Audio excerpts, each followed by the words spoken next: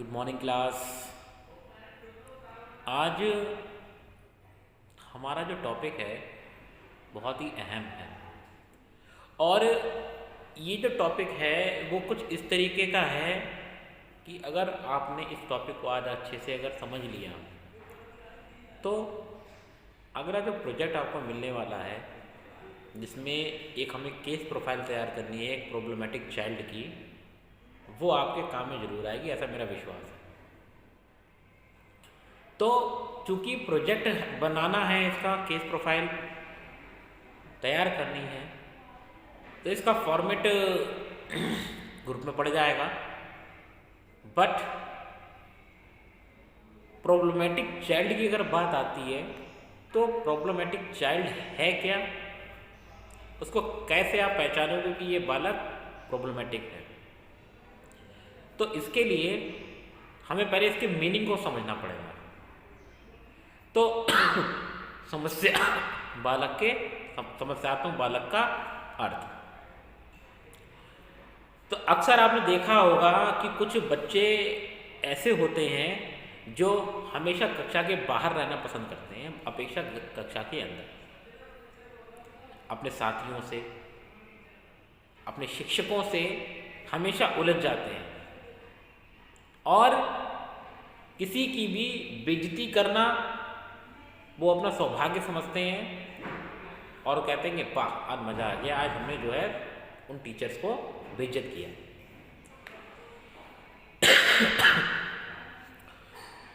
इसके अलावा वे अपने माता पिता से, अपने मोहल्ले में जहाँ वो रहते, सोसाइटी में वो रहते हैं, वहाँ के लोगों को भी अक्सर परेशान करते रहते हैं। अगर किसी तरह अगर कक्षा में अगर बैठ जाते हैं तो कक्षा को पढ़ाने में शिक्षकों को काफ़ी दिक्कत आती है, क्योंकि वो अक्सर कुछ ना कुछ इस तरीके के कृत्य करते रहते हैं जिनसे नुकसान होता है या अधिगम क्षमता प्रभावित होती है, अधिगम वातावरण को प्रभावित करते हैं कुछ कार्य। तो बोअर 1977 ने समस्यात्मक बालक की जो परिभाषा दी है वो यह है कि वह स्कूली वातावरण से काफ़ी संबंधित है। उनके अनुसार यदि निम्नांकित 5 गुणों में से एक या एक से अधिक गुण किसी बालक द्वारा लंबे समय तक, ध्यान रखना है शॉर्ट टर्म नहीं समझना है, लंबे समय तक यदि दिखाया जा रहा है तो उसे एक समस्यात्मक बालक के रूप में परिभाषित कर सकते हैं। पहला, यदि बालक में सीखने को ऐसी अक्षमता हो जिसकी बौद्धिक आधार पर व्याख्या नहीं की जाती है ना, मतलब सीखने में ऐसे उसे अक्षमता यानी इनएबिलिटी बालक के अंदर है जो उसके बौद्धिक आधार पर उसकी व्याख्या नहीं की जा सकती। दूसरा, यदि बालक में अपने साथियों, किशोरों तथा शिक्षकों के साथ संतोषजनक अंतर्वैयक्तिक संबंध बनाने एवं कायम रखने की अक्षमता हो। तीसरा, यदि बालक से सामान्य परिस्थितियों में भी अनुपयुक्त भाव उत्पन्न होता है तो यह उसके अनुपयुक्त व्यवहार को परिभाषित करता है। या यदि बालक में सामान्यतः दुख या उदासी की प्रधानता अधिक हो। यदि बालक में पांचवा क्या है, यदि बालक में व्यक्तिगत या स्कूल की भावना, स्कूल की समस्याओं के प्रति शारीरिक लक्षणों, दर्द तथा अन्य विभिन्न तरह के डर में समाधान करने की प्रवृत्ति अधिक हो।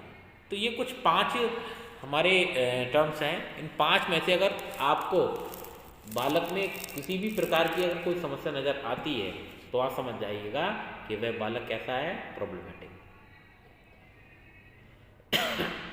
एक कॉफमैन है 1973 में, उन्होंने समस्यात्मक बालक को कुछ इस ढंग से परिभाषित किया है कि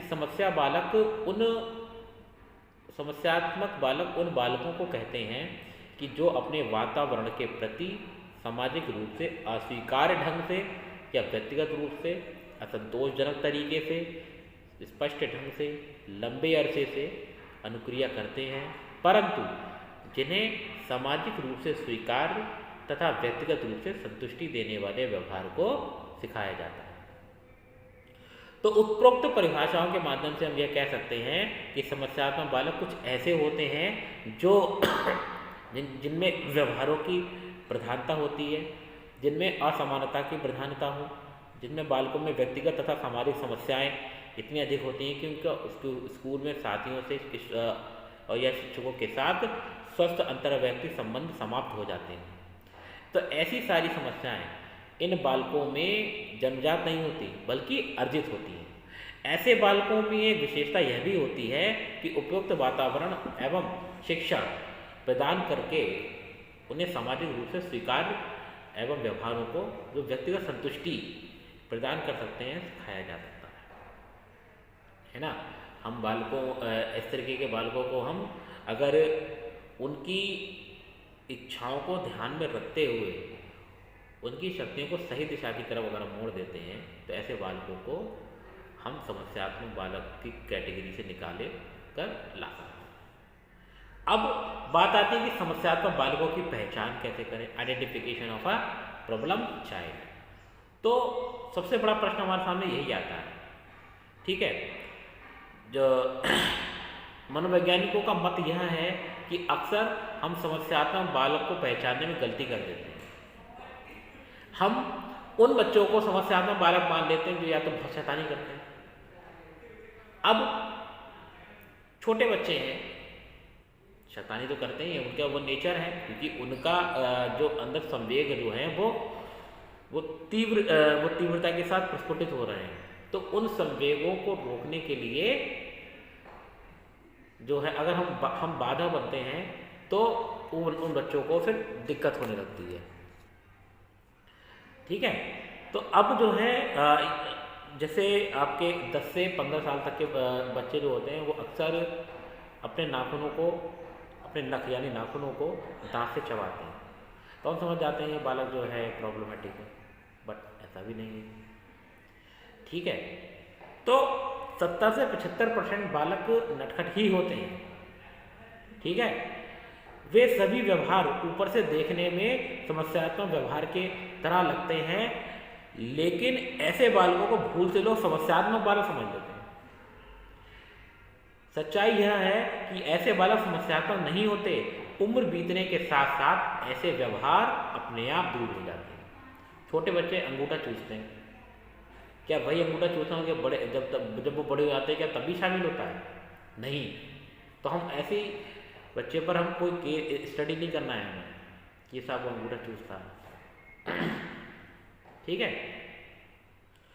तो इस तरह के अध्ययन में अपने तथ्य की पुष्टि करते हुए कहा है कि इस उम्र के बालकों में नख काटने, निरर्थक क्रियाओं को करने की व्यवस्था आदि देखने को मिलती है, परंतु इन्हें भी समस्या समाधान नहीं कहा जाता है, क्योंकि उम्र बीतने के साथ साथ ये अपने आप ही स्वतः समाप्त हो जाते हैं। तो इसके अलावा जो है कमिंस महोदय हैं, उन्होंने अपने अध्ययन से ये पाया कि इस उम्र के बालकों में क्रूरता, कायरता, अत्यधिक बेचैनी, घबराहट, झिझकना या जो है आपके दिवा स्वप्न देखना, एकाग्रता में कमी तथा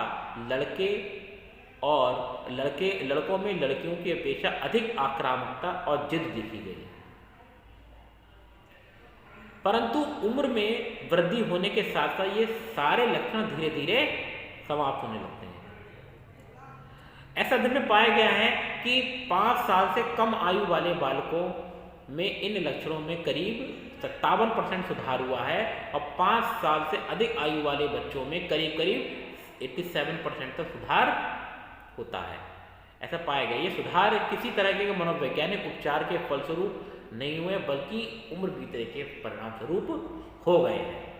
तो इन अध्ययन से हमें यह स्पष्ट होता है कि यदि उपयुक्त लक्षण ऐसे हैं जिनमें समायोजन करने की क्षमता बच्चों में बालकों में बुरी तरह प्रभावित हो, तथा यदि वे लक्षण बालकों में लंबे अरसे से चले आ रहे हैं, अर्थात उसका स्वरूप चिरकालिक हो, तो इस तरीके के व्यवहार करने वाले बालक को हम समस्यात्मक बालक कह सकते हैं। कल हम बात करेंगे समस्यात्मक व्यवहार के कारण क्या क्या हैं। तो आज के लिए इतना ही। Thank you class.